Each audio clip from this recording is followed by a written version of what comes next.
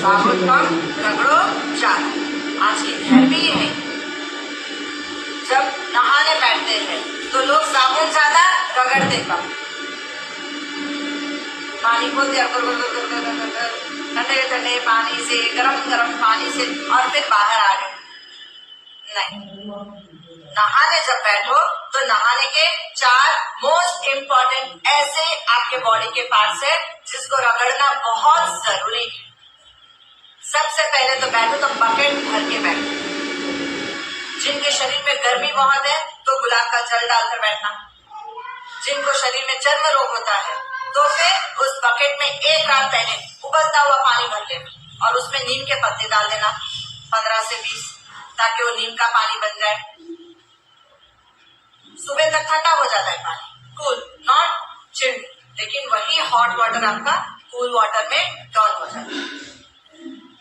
और जिनको भी शरीर में बहुत ज्यादा इरिटेशन, इचिंग या पैरों में कौन है, मोल्स है, ये सब प्रॉब्लम है तो थोड़ी सी गंदी सी स्मेल आती है शरीर में, तो नहाने से पहले 1 टीस्पून फिटकरी का पाउडर जरूर डालें। तो गंदी बदबू जो शरीर की होती है, कई लोगों को देखना अंदर रास्ते से बहुत गंदी स्मेल आती है, किसी को ग्रॉइन्स एरिया में से बहुत आती है, किसी के पैर के तलवों में से बहुत बदबू आती है। तो 1 टीस्पून आप फिटकरी का पाउडर डालें। ये तो हो गया पानी। बाकी नॉर्मल कूल वाटर भर लो। सबसे पहले नहाने बैठो तो नाभि में सबसे पहले कितने 5 से 6 मग जरूर डालना है, ताकि आपकी 72,000 नाड़ियों में एनर्जी अच्छे से जा सके। अब दूसरा रूल ये है कि आप जब नहाने बैठो तो सबसे पहले अपने पैर के तलवे को खींचना सीखो। पैर के तलवों में खूब सारा पानी 2-4 जग ऊपर से डाल दो ऐसे। उसके बाद पैर के ऊपर से पानी आता है तो नीचे तक जाते ही कैसा हो जाता है, नॉर्मल रूम टेम्परेचर हो जाता है। उसके बाद पैर के तलवों को रगड़ना बहुत जरूरी है। साबुन कम लेकिन रगड़ो ज्यादा। जब आप उसको रगड़ते हो, मट्टी के स्क्रबर्स आते हैं, जब आप रगड़ते हो तो आपके 28 ऑर्गन्स एक्टिवेट हो जाते हैं। आपको गैस है, एसिडिटी है, ब्लोटिंग हो रही है, खत्म हो जाएगा। आपको साइनस की प्रॉब्लम है, खत्म हो जाएगी। आप अपने बिग टो को जैसे ही रगड़ते हो, आपके ब्रेन के जो डेड सेल्स होते हैं फिर से रीजनरेट होना शुरू हो जाते हैं। तो आपका कैलस वहां पे नहीं होना चाहिए, कैलस को निकाल देना चाहिए। कैलस निकल जाएगा, आपकी मेमोरी शार्प रहेगी, आपके ब्रेन के एक सेल बहुत ही एक्टिव हो जाएंगे। एंडोर्फिन, द हैप्पी हार्मोन्स वहां पे रिलीज होना शुरू हो जाते हैं। और जैसे आपके पैर के तलवों का खींचते हो, आपका दिमाग एकदम शांत हो जाता है, कूल है, काम होता है। आप खड़े खड़े नहा के देख लेना, आपका दिमाग भागेगा। चेक कर लो, शावर जब आप खड़े खड़े लेते हो आपका माइंड भाग रहा है, लेकिन आप जब बैठ के स्नान करते हो और पैर को रगड़ते हो तो जैसे जैसे मैल निकलते जाता है और जैसे जैसे आपके एक organ, 28 organ based on acupressure therapy आपके पैर के पग तली में ही छुपे, इसके पूरे स्विचेस आपके एक्टिवेट हो जाते हैं, ऑन हो जाते हैं। आपके बॉडी के एक ऑर्गन एक्टिवेट हो गए तो आपके टॉक्सिन्स ही नहीं रहेंगे। जब इसको एक्टिवेट किया तो ना आपको कोल्ड रहेगा, ना कॉफ रहेगा, और ना ही आपको कभी साइनस का कोई इश्यू आएगा। स्नान करते करते जैसे ही पगतली हो गई उसके बाद सीधा काफ मसल में आना। आप बोलोगे काफ मसल में एक ही चीज का तो फायदा है, because calf muscle is called as second heart.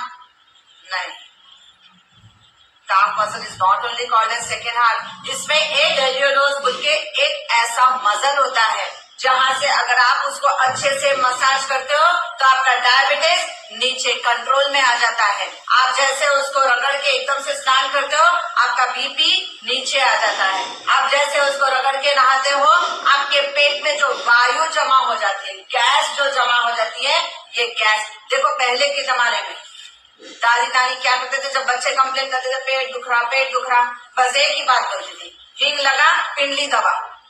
स्नान करने बैठो तो उस वक्त अपनी पिंडलियों को खूब रगड़ना, 1 से 2 मिनट खूब अच्छे से रगड़ देना। जैसे आप अपनी पिंडली की मसाज करते हो 50% शुगर सुबह से ही कंट्रोल में आ जाती है। दूसरा, आपके हाथ पे ब्लड का सर्कुलेशन बहुत अच्छा जाएगा। और तीसरा, आप जैसे मसल को मसाज करते हो तो आपके पेट की वायु, क्योंकि पूरा नीचे से पिंडली से पूरा खून कहाँ पे जा रहा है, आपके पेट पे पूरा गश हो जाता है, इतनी तेजी से ऊपर जाता है कि तेजी से आते ही पूरी वायु आपकी रिलीज होना शुरू हो जाती है, तो आपको गैस्ट्रिक इश्यू खत्म हो जाएगी। अब आप जब स्नान करो तो मुंह में पानी भर के फिर आंखों करना बहुत जरूरी है, क्योंकि आज 90% सभी लोग स्क्रीन पे ही होते हैं। तो आंखों का धोना बहुत जरूरी है। इससे एक तो आपका विजन अच्छा रहेगा, विजन में कोई ब्लडनेस है ये कवर हो जाएगी। तो जब हम स्नान करते हैं, चेहरा धो रहे हैं, आंख धो रहे हैं, तो अपने आप हमारा म्यूकस क्या होता है, सॉफ्टन हो जाता है। तभी का तभी नाक छिड़क दो, जोर से प्रेशर से इसको छिड़क देना, आपको कभी साइनस का इश्यू नहीं आए। अब कान पकड़ना, ईयर लोग को पकड़ के यूं करना, आप जैसे ईयर लोग को पकड़ के एकदम सिर्फ 10 सेकेंड बस इसको रगड़ देना, क्योंकि गीला गीला है। आप जब पकड़ के ईयर लोग को यूं करते ही आपके ब्रेन के पूरे पॉइंट्स एक्टिवेट हो जाते हैं, आप एकदम पॉजिटिव सोचने लग जाते हैं। ठंडे ठंडे पानी से जब हम नहाते हैं तो हमारे ब्रेन के सेल्स एक्टिवेट हो जाते हैं, पॉजिटिव थॉट्स शुरू हो जाती है। जब हम ठंडे ठंडे पानी से नहाने लगते हैं, हमारे इमोशंस पे हमारा कंट्रोल आ जाता है। अब पीछे गर्दन को पीछे से आगे नहाना है, ताकि आपको सर्वाइकल की कोई इश्यू ना आए। जब आप पीछे से रगड़ के नहाते हो तो सर्वाइकल स्पॉन्डिलाइटिस ये दोनों ही नॉर्मल हो जाते हैं। यहाँ पे आके आपको क्या होता है, एकदम से स्ट्रेस जमा हो जाता है। तो आप इसको जब रगड़ते हो तो आपका स्ट्रेस भी रिलीज हो जाता है। उसके बाद थ्रोट के 1 से 10 to 20 सेकेंड्स थ्रोट की यहाँ पे मसाज कर लो। आपके चेहरे की जो एजिंग हो रही है स्किन, ये एजिंग रुक जाए। 30 to 40 ईयर्स हम माइनस में चलते हैं, लेकिन अगर गरम गरम पानी से मुंह धोगे तो आपके पोर्स बहुत ज्यादा ओपन हो जाएंगे, और उसके बाद ओपन होते ही साथ साथ में आपके चेहरे के ऊपर उतनी ही झुर्रियां आ जाती है। लेकिन वही ठंडे पानी से जब आप चेहरा धोते हो, उससे पोर्स क्या होते हैं, टाइटन हो जाते हैं। ये इतना टाइटन होएगा, आपकी स्किन एकदम टाइट हो जाती है, कोलेजन आपका अंदर सेफ साइड रहता है, तो आपका चेहरा नेचुरली ग्लो करने लग जाता है। अब सबसे मोस्ट इम्पोर्टेंट नियम कि नहाने के बाद तौलिया लेके अच्छे से रगड़ना है, क्योंकि जैसे हम रगड़ते हैं हमारी जो डेड स्किन होती है ये सब निकल जाती है, एक एक सेल आपका एक्टिवेट हो जाता है। उसके बाद खास करके तौलिया को यहाँ पे जरूर रगड़ना, पीछे से लेके आगे तक हमारा जो लीवर का पार्ट है, आपका मेटाबॉलिज्म स्ट्रांग हो जाता है जब आप तौलिया को घिसते, और मोटापा है तो घट जाएगा।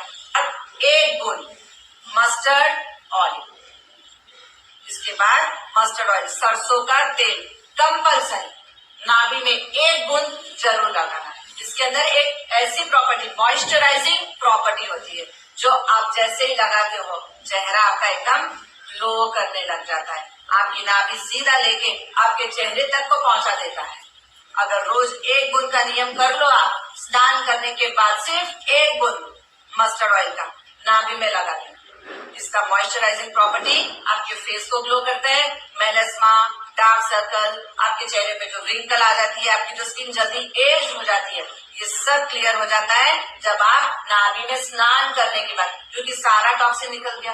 नाभि में हमने इतना सारा मग भर के पानी डाला था, स्प्लैश किया आपने पानी को, तो यहाँ से क्या हो गई, 72,000 नाड़ियां वापस एनर्जाइज हो गई। अब यहाँ पे तेल डालते ही सीधा चली जाएगी वहां पे, चेहरे की जवानी भी वापस लौट कर आती है, और जो आपको ठंड लगती है ये ठंड नहीं लगेगी। आपके बॉडी का बीपी नॉर्मल रखेगा, टेम्परेचर नॉर्मल रखेगा, आपको साइनस का, कोल्ड, कॉफ, फीवर, इसका अटैक कभी जल्दी आएगा ही नहीं।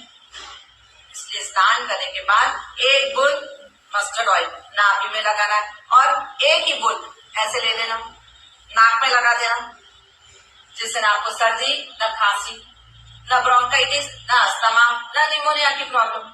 और वही 1 बूंद को कान में लगा देना। क्यों? कान में लगाने से जिन को टेनिटस की प्रॉब्लम है वो भी चली जाती है, जिसको रिंगिंग साउंड्स आते हैं। अगर हम कान में मस्टर्ड ऑयल लगा लेते हैं